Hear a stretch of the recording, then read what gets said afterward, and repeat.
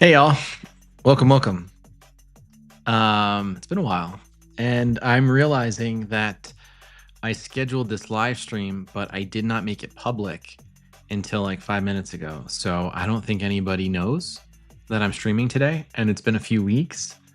So it might be the case that it's one of those awkward live streams where there's like three people and it's really boring. So for those of you here in the chat, Ninad, Lego, Vesna, it's all on you.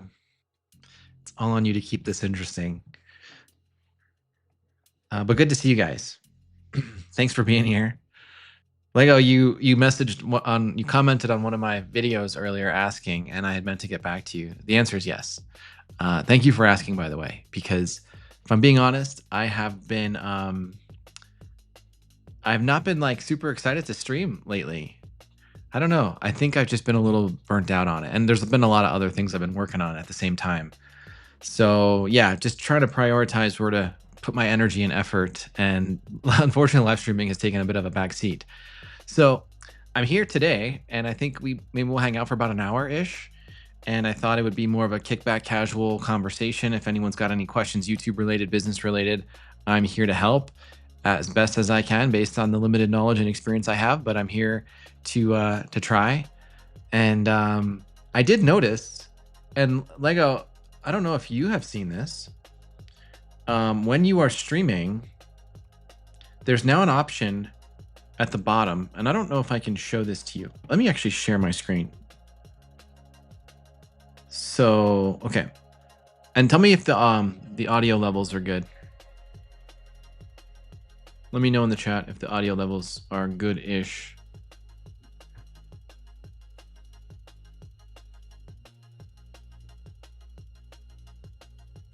Sounds good. Okay. Scratch and Win, hey, how are you? And Rachel, hi. Hello again. Thanks for being here. Okay, so check this out. Rob and I were just talking about this. But when you're streaming, they launched this new thing where you can go members only, like midstream. I'm afraid to touch it because I don't want to break anything. So maybe I'll try it later down the line. But it's schedule your live stream to switch to members only. Brand new. So they announced this at Made on YouTube a couple weeks back.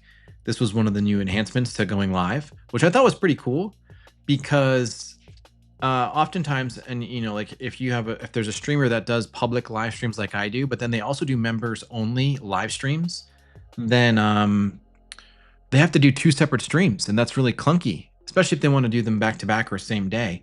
But now you should be able to switch from a public live stream, which I'm doing right now, into a members only live stream, which is actually kind of cool for getting people to want to become channel members, right?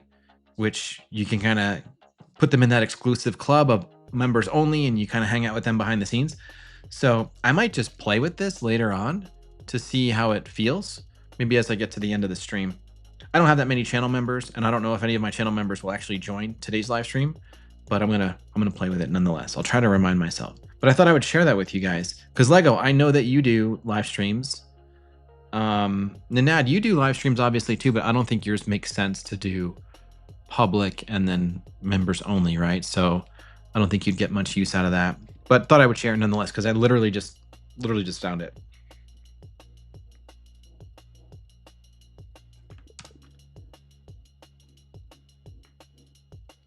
Ah, okay, cool. So you will get some use out of that.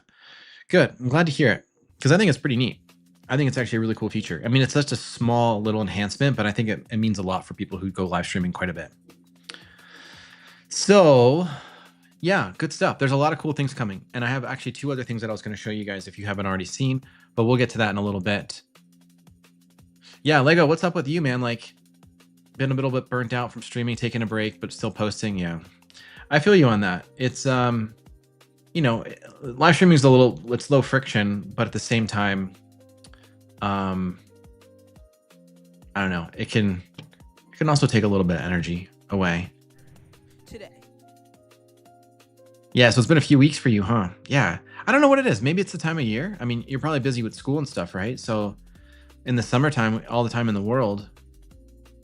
But yeah, I feel you on that. So who else do we have in the chat? So Scratch and Win, I think you just said you got monetized. Congratulations. That's amazing. Good for you. How does it feel? And are you making any money yet? Let me know. Let me know in the comments. That's awesome. Congrats. Congrats. Relax with Mel. Hey, welcome. Cool. Yeah, glad to have you here. Thanks for spending the time and hanging out. I was saying earlier at the beginning of the stream that I scheduled this morning for 1:30 Mountain Time, so 3:30 Eastern, but I didn't make it public. I kept it unlisted by accident, so literally nobody knew. So I kind of feel silly about that. Rachel's got a question. Okay. Would you still post a video on your channel even if you know it might not perform well? I have an unboxing of a unicorn plant that I really want to share. It's a super quick video. I think so. I mean, I do this all the time on my channel. I post all kinds of garbage. Here's an example from today, Rachel. And so, by the way, like if it makes you happy to make the video, then post it because someone will find some use out of it. But here's this one: how to use the YouTube collaborations. This video is not going to get a lot of views, right? But I wanted to make it because I'm excited about collaborations. I think it's a really cool feature, and there's maybe like a handful of people out there that might want to see how it looks and feels. And I thought I would just give a quick walkthrough tutorial. You know, how to hire a YouTube video editor. That was a 46-minute video I recorded. That's not going to get a lot of views either. And that's okay. It wasn't, honestly, it was 46 minutes, but it wasn't a ton of effort. But it might be helpful to somebody down the line. So yeah, if you think it's going to be useful, Rachel, in some way with your community, and you think they might get some value or it might help them to relax, or they might just get to hang out with you for a little bit while you're doing the unboxing, then I would say go for it. Hopefully that helps. What do you guys think? Answer to Rachel's question. Got a question here from Rebounding with Cheryl. What's the best email marketing to set up as a beginner? I just got monetized, but feel lost as to what to do next. Okay, so congratulations on getting monetized. That's amazing. It sounds to me like you are looking to get your email marketing going with a newsletter. I use Kit. I can show you what that looks like right now. I used Wix when I first got set up, and I hated Wix. And mostly because I just paid out the ass for it, and I didn't pay for the right things. So my email marketing was very limited on Wix. So I ended up switching over to Kit, which, as I'm learning more and more about online entrepreneurship, content creation, and YouTubers in general, a lot of YouTubers use Kit for their email marketing because it's pretty simple. There's pretty good analytics in there, and there's not a lot to get confused by, which is a thing. I get confused easily. So I chose this platform mostly because of the recommendations that people had. But they've got really simple templates that you can use for landing pages. So if you're giving away a freebie or some sort of like email mini course, however you are designing your lead magnet, it will give you a really good interface to build a landing page for it. And then you can look at all your subscribers. You can tag people, you can segment people, you can do sequences, you can do onboarding sequences. You can get really complex with it if you want to. I haven't quite scratched the surface yet, but I love it. I think it's really simple. It's on the pricier side though, I would say. Like there's probably cheaper options out there, but I think for ease of use and just knowing that you're getting a really robust platform, if you just like check the email marketing box with Kit, I think you're going to have a great experience with it. So that's my 2 cents. And hopefully that answers your question. Okay, second question. Oh no, never mind. The second point was you just got monetized. Yeah, okay, so Cheryl, tell me more about how you're feeling lost, because maybe there's more we can talk about than just the email marketing piece. But email marketing is a really good thing to get into early on, especially if you're making this a full-time income in a business, because you're definitely going to want to grab people's emails to off-platform them so you can talk to them through email and point them to your offers.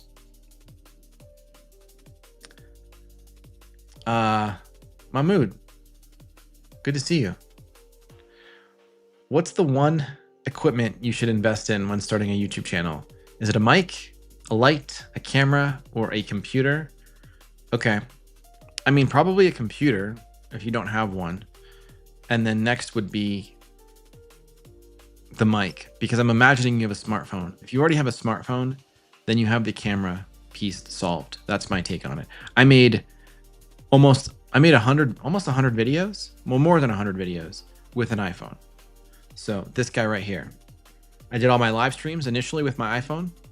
I did all my YouTube videos with my iPhone.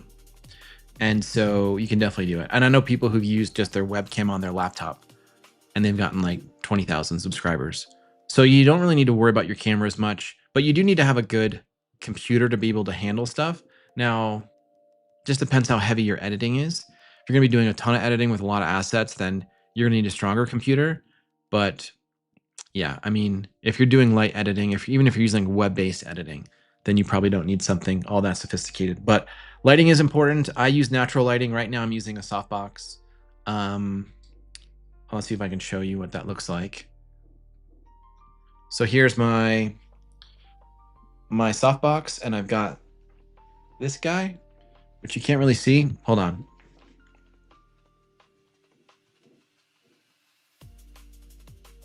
Yeah, that's my light. I have it up in my desk area where I normally like do work, not where I record. I don't usually record up here. But when I'm down recording in my kitchen area, then I'm just using natural light from the windows. So it just depends on your lighting situation. If you have good natural light that's reliable, then you can use that. But the microphone is probably the most important thing early on, because if people can't hear you, then they're not going to watch your videos. Let me know if that's helpful.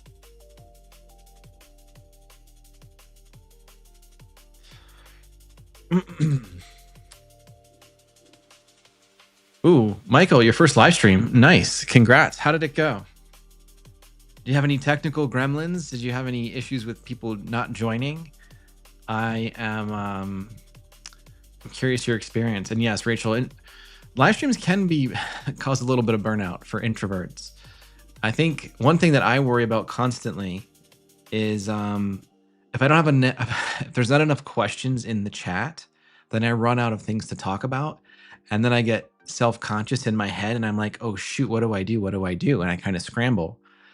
Other times I can ramble and people tune out, right? So talking for 2 hours straight, I think for most people is kind of exhausting.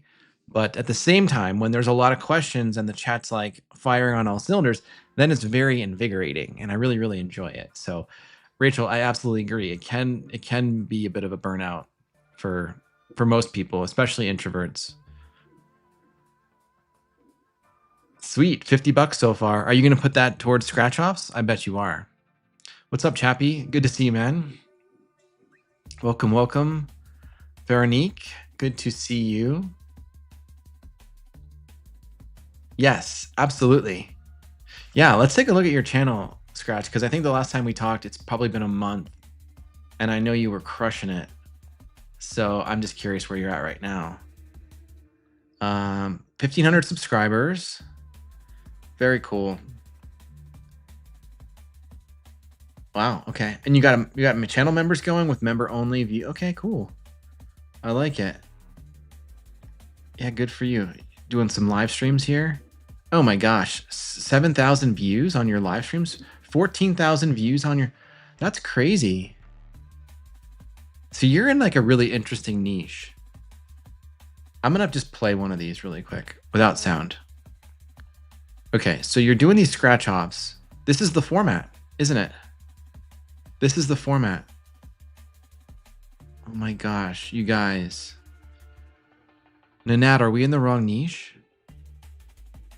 I mean, I don't know. It's just really interesting to me. But kudos to you. Congratulations on getting monetized. Oh, I just realized I wasn't sharing my screen. I'm an idiot. I'm rusty. I'm so rusty. I haven't streamed in a while and I forget to toggle between screens, so apologies for that. Mohit's here. What's up, Mohit? How are you, Mr. Kettlebell?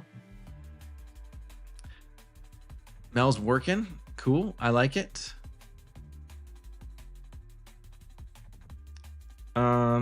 Oh yeah, collaborations. Yeah, good. Thank you for the feedback. It is really simple. It's not complicated at all. So I thought I would just make a quick tutorial on that. I might show you guys here in a minute. I know it's a bit redundant considering I just made a video about it, but that'll be one of the things I would demo today is how to do a collaboration. Yeah, that's the chunker. I don't know. It's a good question. Breaking that into shorts.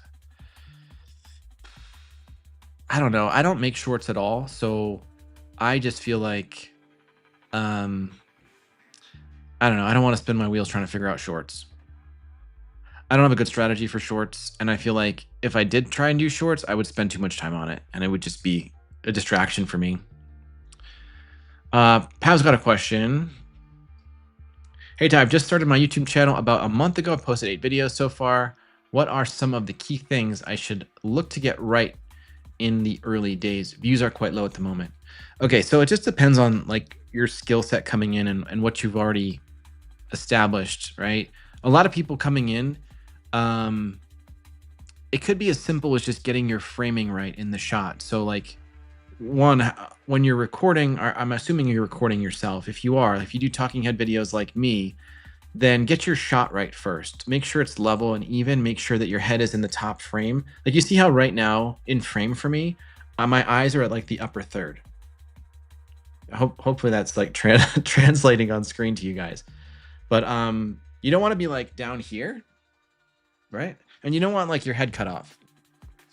You want your eye level to be in the upper third, which is good. That means you're framed, you're centered well. You want to have good lighting and good audio, so make sure that those are dialed in. You're not going to have perfect anything when you're first starting out, but aim for having yourself centered, frame well, like your eye level's good, your lighting is good, your audio is good.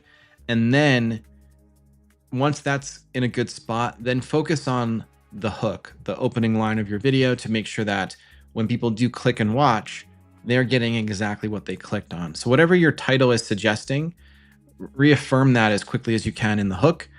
Hopefully in the first 5 seconds, you're saying something compelling or interesting or counterintuitive or controversial, or you're asking a question, or you're digging into a pain point, or you're talking about a desired outcome that your viewer might want.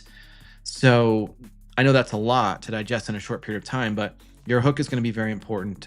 And then the more you post, the more thought you're going to want to put into your packaging, your titles and your thumbnails, because that's going to carry so much of what people actually like, what they click on, right? So that would be my suggestion. Like your first 6 months is just like get into a good environment for filming, get all the stuff solved for, get the lighting solved for, the audio solved for, and then work on the craft of delivery to the camera and writing out good hooks and writing good titles. So that would be, I think, the things for really any new YouTuber to focus on early on. But good question, Pop. Thanks for asking. Yeah, and congrats on starting. That's great. So Mohit's got a question. Any ideas for landing a brand deal or sponsorships? I'm hoping to eventually land a brand deal with some types of fitness company. Yeah, I think as you grow more, Mohit, you'll start to get reached out to more and more, especially by brands that make sense for your channel. Because like early on, you might get reached out to by brands that have nothing to do with your niche. And even I get reached out to by brands that have nothing to do with my niche. So it makes 0 sense for me to do that brand deal. But the more you grow, the more you'll get things that are more relevant to your brand. Another thing that you might consider, so number one, there's a book, and I haven't read it yet myself, but it's called Sponsor Magnet by Justin Moore. I'll put this in the chat. I don't know Justin Moore. I don't have a relationship with him, but he is essentially the go-to for all things sponsors on YouTube. He's basically established himself as the subject matter expert, which is great. So I know people who picked up his book, they've gotten a lot out of it. But one thing you can start doing now is if you have a specific brand of a thing that you talk about, like maybe it's a brand of kettlebell, for example, if you rep that kettlebell and talk about that in your videos,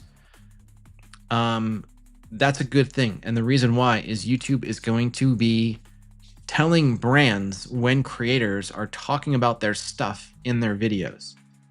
And that will then potentially encourage that brand to reach out to the creator to be like, oh, hey, by the way, I know that you've been talking about our kettlebell. We love what you're doing. Let's talk.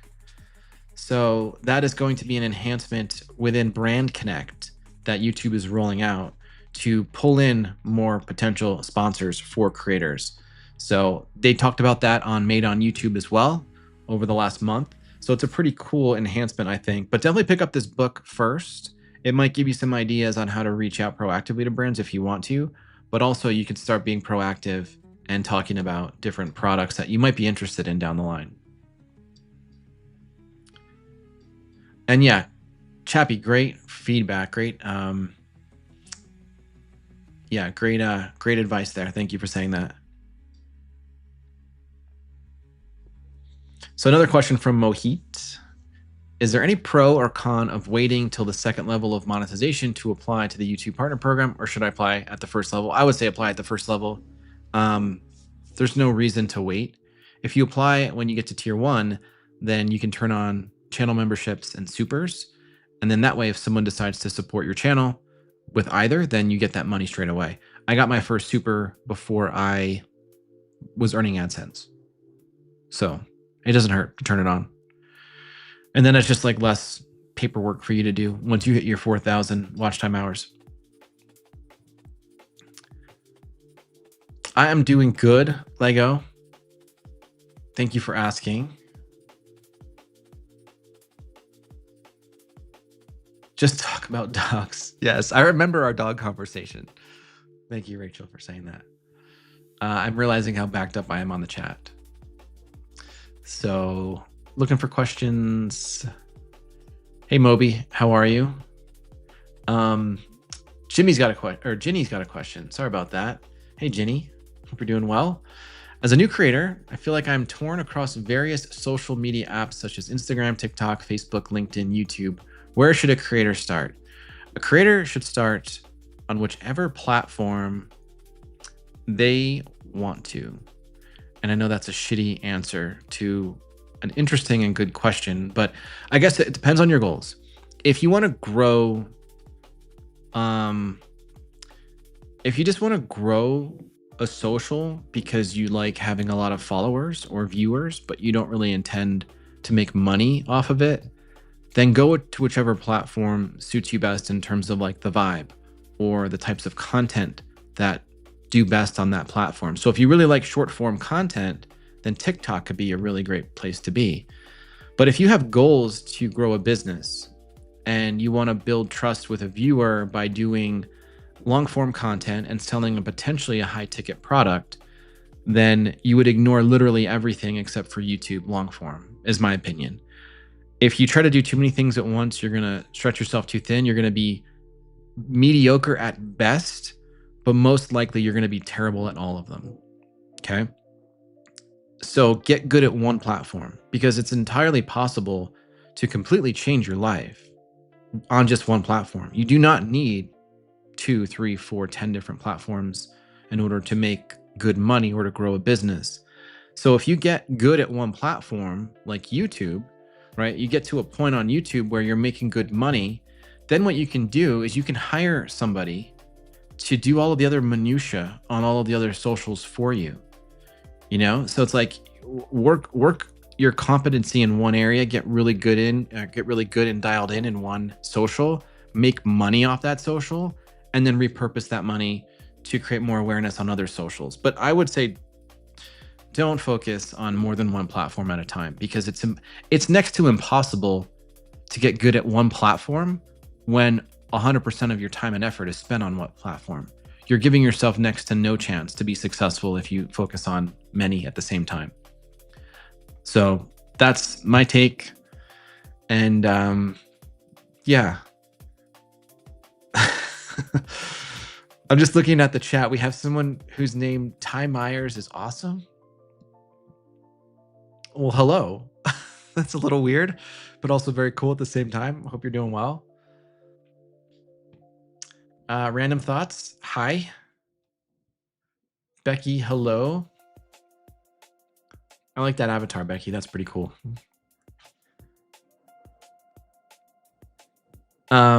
Yeah. Do we need to go to their channel? How do I find their channel?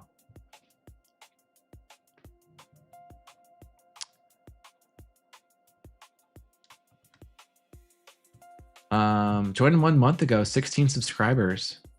What? Tell me more. Hold on a second, you guys.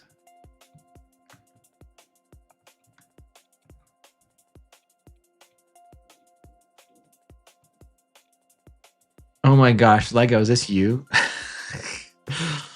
You guys are crazy. Helping you grow on YouTube. Think Grow YouTube.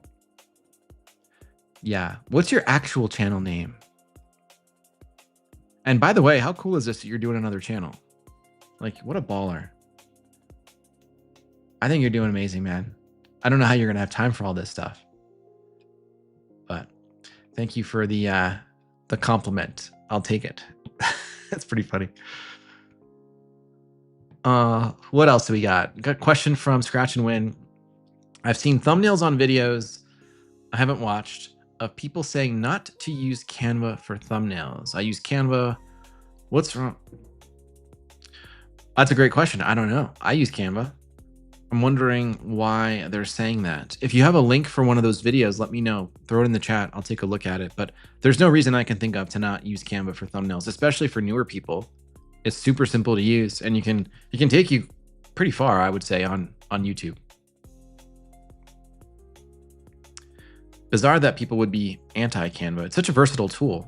I really like it. And it's cheap. It's $15 a month. Oh, you're welcome. Yeah, Mel, good call out, right? You never know. I mean, even before you get AdSense monetized, if you do a live stream, you might find that people come and donate supers, which is amazing, right? And that's money in your pocket before you even get any AdSense. Same thing with channel memberships. Rob, hello. Rob, I don't know if you're still here, but let me show you something. I found something for you.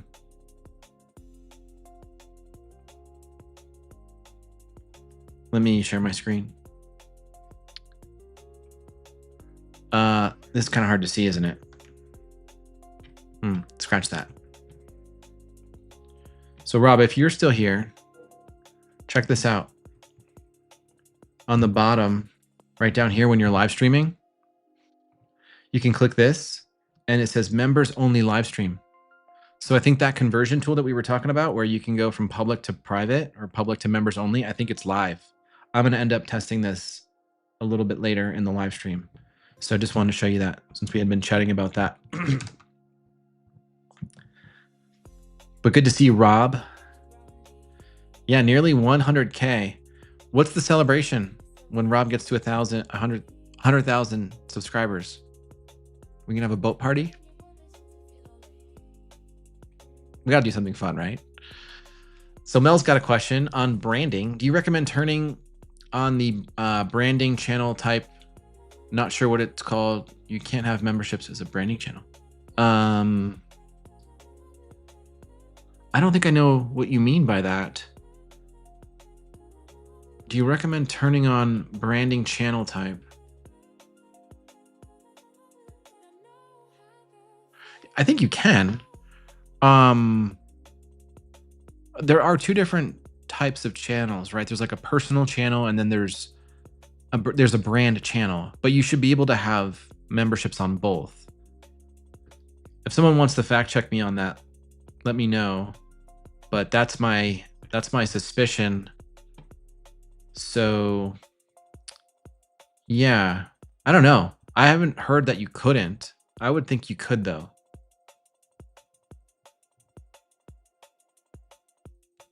But that's a good, interesting question. We might have to Google that.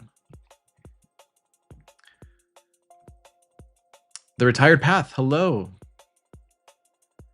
Yeah, Ginny, you're welcome. I think I created that username. No.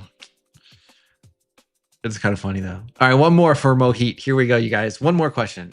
Do you have any suggestions for channel membership ideas? I just hit 3,000 watch hours in the next couple. I should hit 3,000 in the next couple weeks, and I need to figure this out. Yeah, here I'll give you a quick demo. And if anyone else who's using channel memberships has an opinion, feel free to chime in. Let me pull up my channel again. I'm like really slow. I'm so clunky right now because I'm just so out of practice. So Mohit, and this is for anybody out there who's thinking about channel memberships. You can do it in a number of different ways. You don't have to do it the way that I'm doing it at all. Just depends on how much work and energy you want to put into it and how much you want to provide to your channel members. So I am the laziest person you're going to meet. I don't do anything for my channel members. All I've done since the beginning is I've turned it on and I've set up a pricing tier of $3.99 a month. And there's really no perks other than priority replies to comments. And that's pretty much it. And the reason I turned this on was just in the off chance someone decided they wanted to support my channel because they liked the work that I was doing. This gives them a way of supporting the channel on a monthly reoccurring basis, but it's only a couple dollars, so it's not a big lift. Now you can add up to 6 different tiers and you can set your price whatever you want. It can be as cheap as 99 cents a month. Let me make this a little bit bigger. It can be as cheap as 99 cents a month, or you can make it $500 a month, $499 to be exact. So I don't know anyone that has a channel membership of $499, but if you do, more power to you. I'd be curious what you're offering your members. But you can do a ton of different tiers, and then you basically pick from all of these different perks, and you can add in other, unique perks that aren't in this list here. You can set up your own perks if you want. So these are just the default ones that YouTube lets you pick from. And like, for example, Rob does member only live streams right here, member only live streams. And so that's a benefit for his channel members, right? But like I said, I don't put any time and effort into this. This is just more of a nice to have. It just sort of sits there dormant. And if people want to subscribe or join, more power to them. Like, God bless them. So Mohit, just depends. You can take the same approach, or you can be really intentional about it. And you can say, hey, I want to set up 2 or 3 different tiers.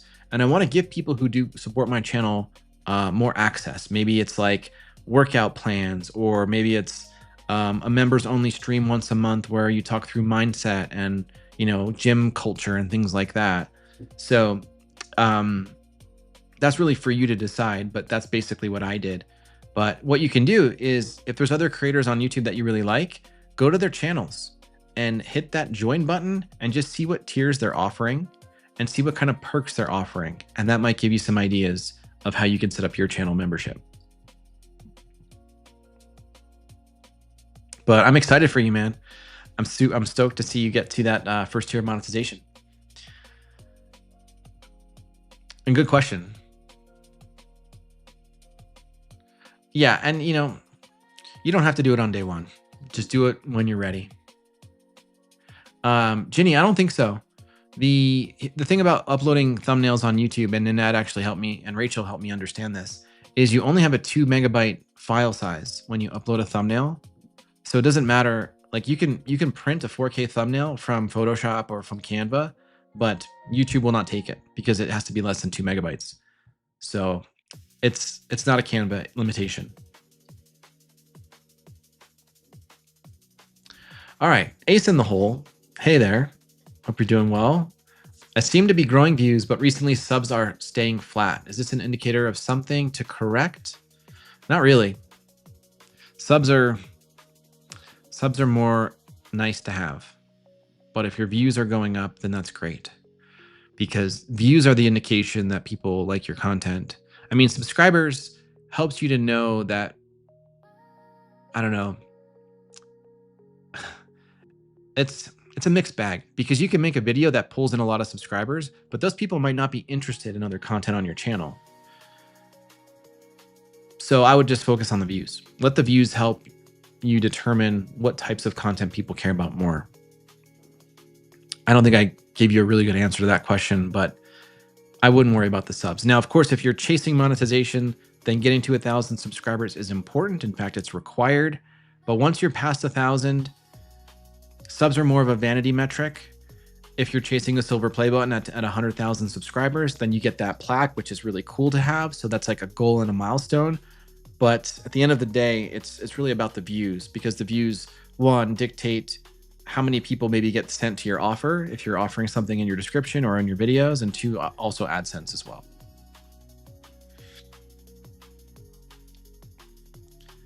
So Chappie's question is, when do you feel is a good time to get a mentor or join a community such as Midlife Creator Community? Should you be at a certain point first? I think it depends on the community and it depends on the mentor and it depends on you and like what your appetite is for putting in the work. Because if you hire a mentor to work one-on-one with, you're probably going to need to allocate a good amount of time in the week to work on the things that you and your mentor are discussing. So it's not just about creating content in the way you've probably been creating content, but it's about implementing new strategies and tactics and spending more time on the higher leverage activities like topic ideation, research, titling, thumbnails, things like that. And your mentor will hopefully encourage you to spend more time on those activities. So as long as you've got a good amount of time to spend, then I would say now's a good time to hire a mentor, because like the quicker you get to work with somebody who's traversed the terrain that you want to traverse, who's maybe more or less approaching the goals that you want to approach, then you're going to be able to parse out everything you need from them. Or ideally, you're going to be able to learn through their trial and error, through their experience, what they've done to get where they are. And you can then incorporate some of that into your own workflow. As far as a community goes, depends on the community, right? There's some like, I don't know, high ticket communities out there, like mastermind cohorts that, you know, newer folks might not be ready for. So look for like an entry level community. My community, I think, is great. We've got a lot of people from all experience levels. Well, I should say it's really new to intermediate. So people that are like, you know, anywhere between just getting started up to like 10 or 15,000 subscribers. So, but yeah, I mean, the earlier the better, because I think you know this, Chappie, like the more you integrate with community and peers, the easier it is to learn from other people's experience. And it helps you stay motivated and accountable too. Like if you do this thing solo, it can be so draining and so isolating. That's why I think it's really good to have people in your corner that you can just lean on when you don't feel great about how things are going.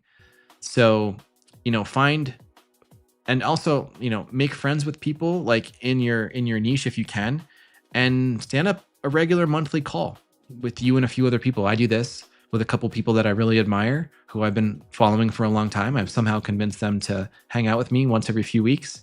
And we have like a 1-hour mastermind where we talk shop, we talk business, we support each other, we give each other ideas, we poke holes with each other. And that's also really helpful as well. So yeah, it's never too early to jump in and just immerse yourself. You've heard the expression, you're the average of the 5 people you spend the most time with. So if you only spend time with yourself and you're constantly in your head telling yourself you're not great, then guess what? On average, you will be not great. But if you spend time with other creators who are either at your level or slightly ahead of you, and they're lifting you up and encouraging you and giving you tips and telling you what they're learning about, then on average, you will be a better version of yourself. You will just naturally elevate because you will be surrounding yourself with people who are ahead of you. So I hope that's helpful, Chappie. I'm really, really behind. Sorry, you guys. Okay, Mike's chimed in. Hey, Mike. Good to see you, man. Mike is now 1 year on YouTube, so congrats to Mike for that milestone. And yeah, thank you for that confirmation. Mike says, my channel is a brand channel and you could turn on membership. So that's good to know. Okay, so yeah, that's a little concerning because now Mel's saying you can't. We're going to have to Google this.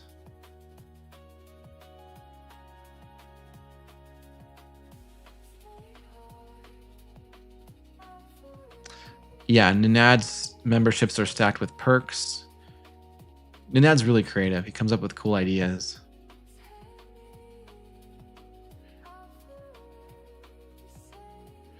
Yeah, right? $4.99 is bonkers. I don't know who would pay that. Living with Parkinson's, hello?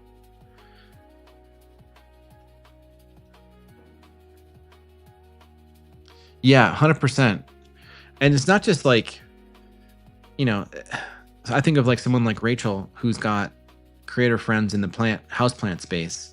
It's good to have that camaraderie and to be able to talk through niche specific YouTube challenges with people who know what you're talking about, people who get it, people who are right there with you. So that's why I think it's really important to seek those people out. early on, it's hard because no one knows you and you're not really credible or established on YouTube. But the more you show up, the more you're present, the more you engage in comments, especially on channels who you admire.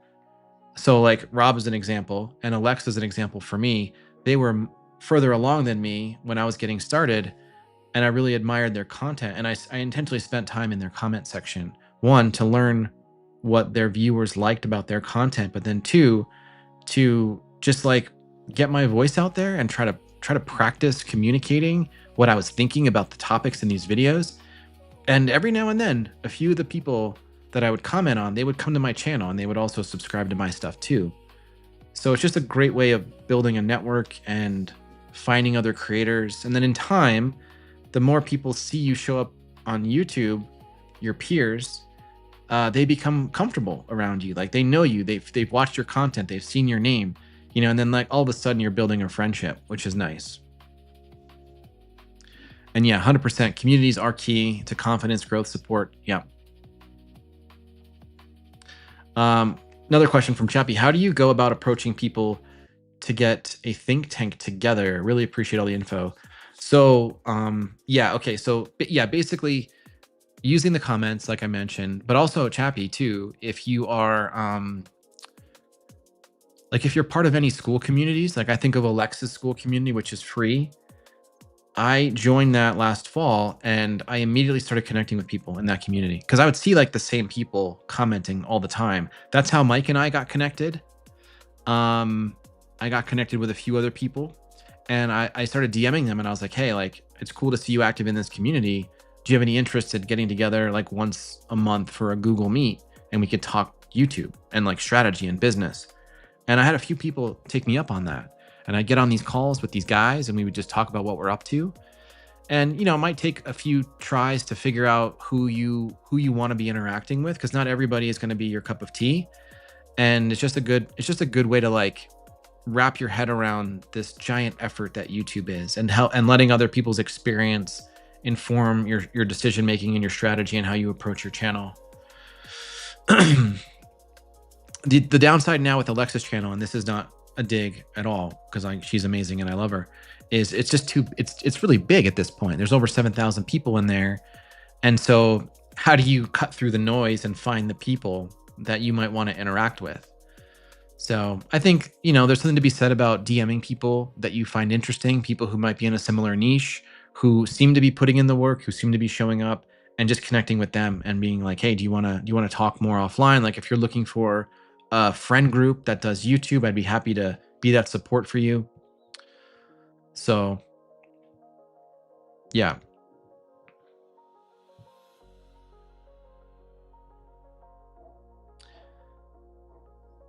Yeah, her community is great. It's huge. There's just a lot of people in there. So um there's benefits to that too. I mean, there's people of all experience levels in there and all different niches and backgrounds. So you can learn a lot from those people. In a smaller group, it's just less diverse, but you can also develop more of an intimate relationship in a smaller group. So, yeah, but Chappie, let me know if you have any other thoughts or questions or if you're having a hard time connecting with people. I feel like there's a lot of great people in the creator space, like the YouTube growth space, that all support each other, that are like show up to each other's live streams, that show up in each other's community posts. So I feel like there's no shortage of people. It's just a matter of making the outreach and trying to make those connections. All right. I don't think I see any more questions. Let me just double check. See if I've missed anything. No, I think we're good.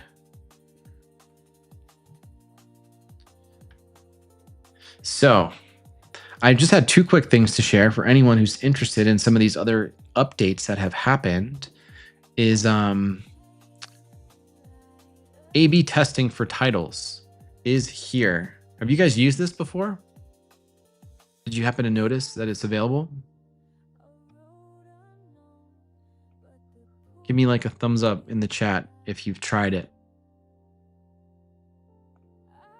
I'll show you really quick how to get to it. So You can see my screen, right? If you see this button right here where your title would go, this is a brand new button. If you see this button in your own YouTube studio, that means you have access to A/B testing for titles. And this is an important update, in my opinion, because we've had A/B testing for a long time with thumbnails, and that's been great. But we've never been able to test titles by themselves. So just like with thumbnails, it's helpful to have a handful of different designs for your thumbnails and to put 3 of them out there and to see which ones that your viewers like best. Now, if you're not getting a ton of views, then the data is not going to be great and you might not even get a reliable result. But I would still encourage anyone out there to still make at least 3 thumbnails for every single video and try to come up with 3 distinct designs, because in the process, you're going to get so much better, much more quickly at thumbnail design than if you just try to make 1 per thumbnail. And I know that sounds like 3 times the work, and in many cases it is, but it's going to be work that creates so many more efficiencies for you down the line. And you're just going to get so much better at it. So that is something to look forward to. And actually, Karma, I don't know. That is a good question. I don't think it is, because non-partners have access to A/B testing for titles, right? So yeah, good question. But yeah, all that to say, now you can do titles as well. And the way it looks is if you want to do titles and thumbnails, you can input 3 thumbnails here and you can put in 3 different titles here. The thing I don't like though is that you can't mix and match. So you can't take 1 thumbnail and give it 3 different titles, or 1 title and give it 3 different thumbnails. That would be pretty cool, but that will probably be a lot of combinations to manage and that would just be a bit overwhelming. But this is the interface. This is what it looks like now. Again, this is all brand new, less than a week old. And for those of you who have it, this is a really good thing to dig into. And I'm sure it's going to be one of those things where it kind of gets rolled out over time. So not everyone's going to have it on day 1. So if you don't have it, just be patient. I'm sure it's going to be coming for you soon. So that's new and fun. Let me just check questions really quick. Life with Ricky. Hey, how are you? That's an interesting avatar you got there. Every one of my shorts is about a different family topic. Is that confusing to the YouTube algorithm? That's a good question. I don't know if I have a straightforward answer for you. I think I can't really speak to the shorts algorithm as much as the long form algorithm. And I suspect they function differently because there's probably different viewing behaviors. But if I'm thinking about this from a long form perspective, as long as it's still couched in like whatever the broader mission of the channel is, like as long as you're still speaking to the same types of people, then probably not. Now, if it's like family vacation in Disneyland and then how to take your family shopping for groceries, I mean, I don't know. It almost feels, I mean, you have to tell me if it's more like vlog style or if it's more like education based. But I mean, I don't know.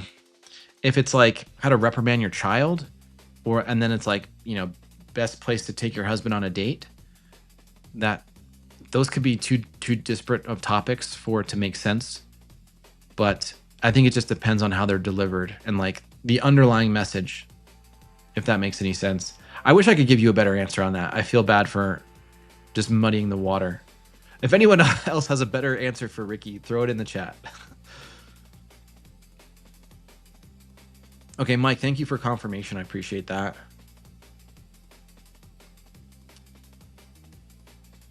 Yeah, so this is a good question. Karma's asking, how do you find good advice for your niche? Broad stroke advice can be hard to apply in micro niches. Yeah, I think that's very, very true. I mean, you might not be able to. I think a lot of the growth advice out there is primarily targeted at educational YouTubers. There's really not even a ton of educational content on entertainment, at least not that I've seen. So you know, it's probably not going to be easy for you to find somebody that specializes in how to grow on YouTube, but within a certain niche. But I will tell you that in a lot of cases, a lot of the principles do apply from niche to niche. So, in my estimation, YouTube is 80% psychology and 20% production value. And so, what I mean by psychology is how well do you understand your viewer, right? And that's, you're going to need to know that regardless of what niche you're in. So, you got to understand who it is you're trying to speak to in your videos or who you're creating the video for. And then you have to appeal to them, to what they want. Like, what do they want to hear and see and learn or be entertained? Like, what feelings do they want to, I don't know, to experience? And then how do you figure out what are high interest topics for that viewer? Like, what's interesting to them? What's trending right now? What do they care about? And then how do you package that video? How do you deliver that video? How do you edit that video? And all of that, in my mind, that's psychology. That's marketing, right? And then the other 20% is the production side. It's like the filming, the editing, like the production quality. So if you can nail that 80%, then you're off to the races. And that's regardless of niche. Now, you might be told you have to make a certain type of thumbnail, or you have to make a certain type of hook or writing structure. But yeah, you're right. That's more generalized. That's more macro. That's not going to apply to every niche. So I would say whatever growth advice you're listening to, take it with a grain of salt. You have to make sure it applies to your niche. Karma, I don't think I know your niche, so I won't be able to speak to it necessarily, but I think you're right to call out the fact that broad strokes are not always the right strokes, if that makes sense. Mohit, good to see you, man. Take it easy. Karma, I don't know the answer to this question. I would suspect not, because AB thumbnails is available to non-partners. So yeah, okay. Thank you for confirming that.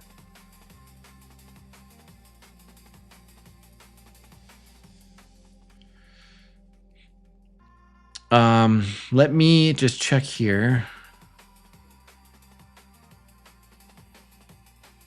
Yeah, that's a good idea, Chappie, is like do one or the other. Because it's hard to do both, because you might have an idea for a thumbnail and then you want to try it with 2 different titles or 3 different titles. But then what if the thumbnail is bad? You know what I mean? So I think there's still more to be desired on this feature. Okay, so I'm gonna mispronounce your name. Archie School? Sustainable design. After not posting for almost 4 years, I changed niche from architecture to sustainable architecture, and my CTR decreased massively. So is the question, why did my CTR go down? I mean, if you're trying to revive a dead channel, well, I guess we'd have to look at your packaging. But I'm imagining all the subscribers that you had previously are just, they're gone. They're no longer interested, even if you have subs. So,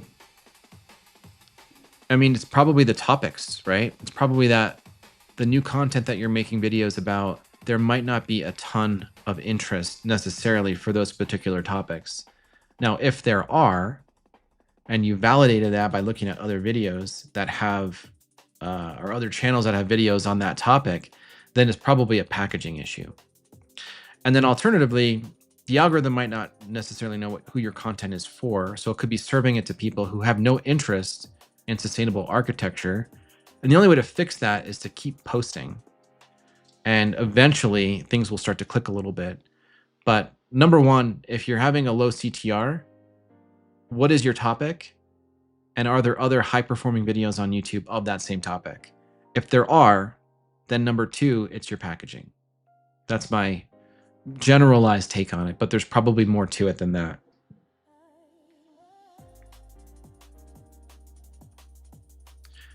Yeah, so limitless, it's a great observation that if you're not getting a ton of views, then you really can't validate if the A/B testing is even working at all. But coming back to my humble opinion, if you have the time, it still helps to, with every single video, to generate multiple thumbnail concepts And it also helps to generate multiple titles because you really want to get into the habit of writing a lot of titles. It's a good habit to get into. Even if you're using AI to help out, like that's fine, but at least like be intentional and work through those titles in your head. Like, why is this a good title? What is it about this title that might be compelling? And does it fit the vibe of my video? Right? And the more time you spend thinking through titles and the more time you spend on your thumbnails, once you do get good views and the tests will give you good results, you're going to have such a better product in terms of your packaging than if you're only doing one title and one thumbnail each. So just spend a little bit of time, get the reps in, get the practice in, and I think you'll be better off for it down the line.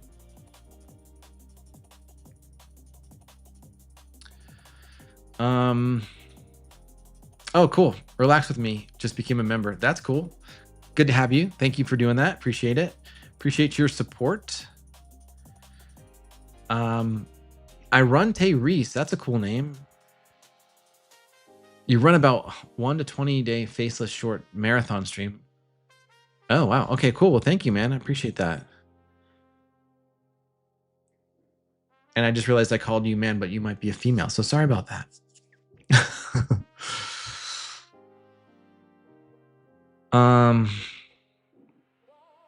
Yeah, this is basically rephrasing your last question.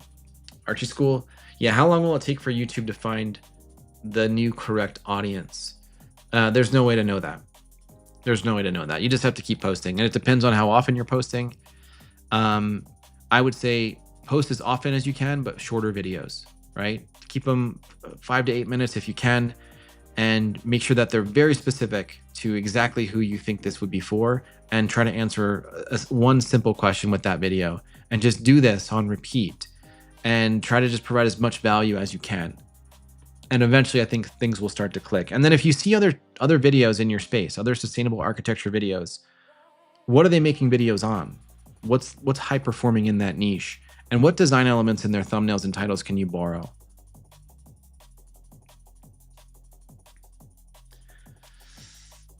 Ninad, thank you.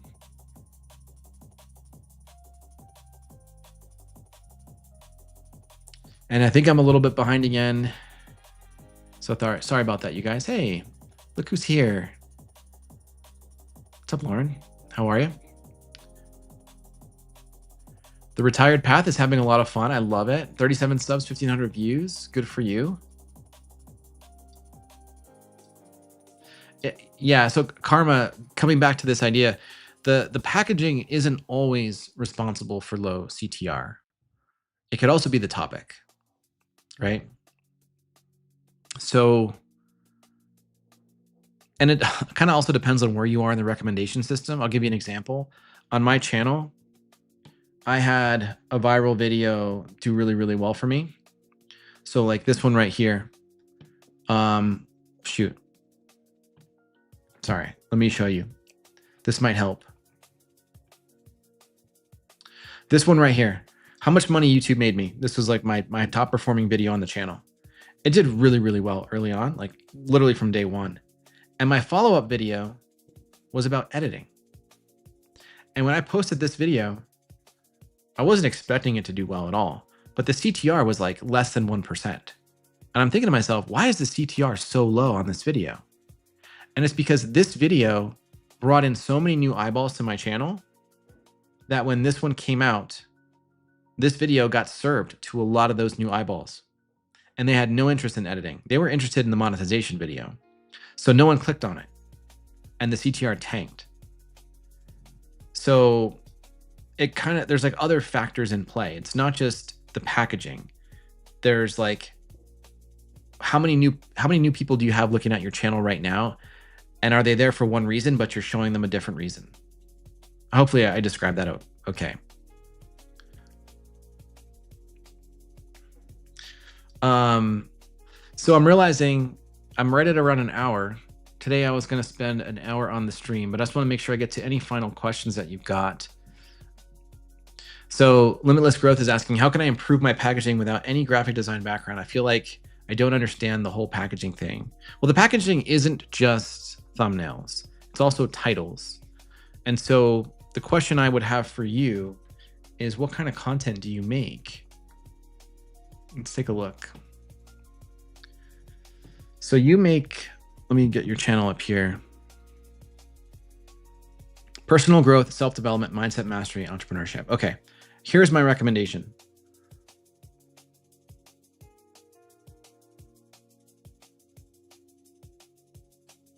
I mean, your thumbnails aren't terrible.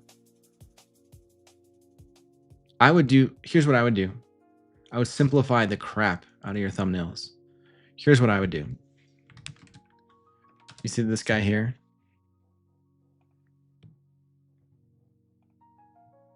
Look how simple these thumbnails are, right? It's just him with like a dark gray background, black grayish background, and he's got text on the screen. So this is called the classic thumbnail. It's face plus text. That's it. Nothing more, nothing less. Face plus text. If you're a talking head channel and you're mostly just talking right to the camera and you're giving out advice, inspiration, motivation, education, even if you're sharing your screen, this is a great format to lean into, but keep it really simple. You need to be big and bright. Like you can see how much his face takes up on the screen, right? Otherwise, like he's got like his whole body is taking up about 1/3 of the thumbnail. And then the other 2/3 are giant words. Fix your script, make YouTube pay, use one light. Super simple things, right? If you can nail this design, then you don't have to have any like, graphic design skills whatsoever. But what you do need to get good at is the caption that you use in the thumbnail and also the titling. That's just as important, maybe more important, right? You want to give people a reason to click by making them curious about the video, by digging into a pain point that they might have, by offering a desired outcome that they might want, using some sort of emotion to get people to want to click on that video. So don't worry about trying to be a graphic designer. Just worry about simplicity in your thumbnails and the clarity of your message, because that's going to be the most important thing.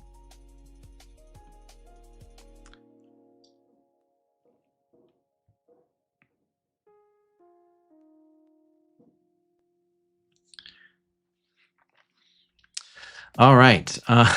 Hey, Starchy Shauna's here. Hey, good to see you. Yeah, cool. Love to see it. Love to hear it. We got Tash has a question. Tashography. Hi, I haven't posted in 2 years, but planning on restarting. Should I create a new channel or just post and see what happens? I have 44 subs. I would say just use your old channel. It doesn't matter. I've seen people revive old channels from like 5 years ago. Especially when it's got 44 subscribers on it. You could just reboot it. You don't really need to make a new one. That's my simple take on that. So we're at an hour. So thank you guys for being here. I really appreciate you hanging out with me. Hopefully I got to everyone's questions. And I think my plan for the live streams, just so you know, is I'm likely not going to do them every week like I had been doing. I may revisit these every 2 weeks or once a month, just to pop in, say hello, and see what you all are up to. So I'll do my best next time not to screw up the scheduling of the live stream. Today I kept it unlisted until literally right before, whereas I should have made it public maybe earlier in the day. So thanks for hanging out. Good to see you guys, and I will catch you in the next one.